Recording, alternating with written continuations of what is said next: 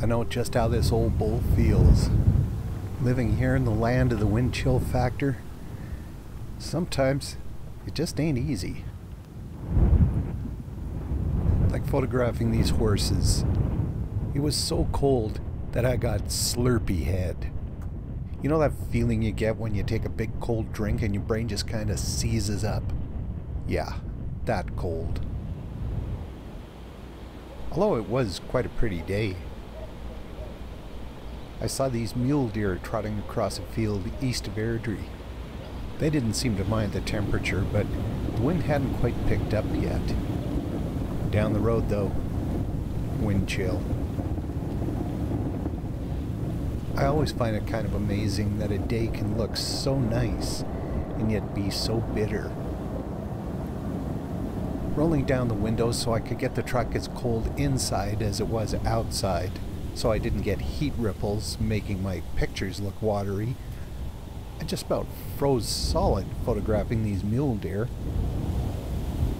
And I must have still been pretty chilled when I came across the horses. Rolling down the windows, I got slurpy head almost immediately.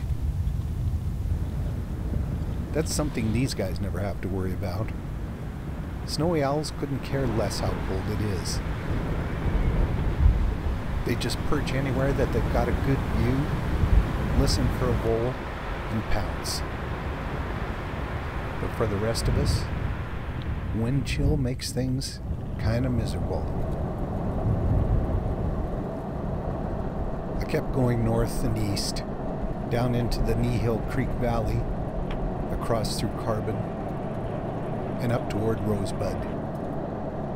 The landscape looked lovely. The temperature, not so much.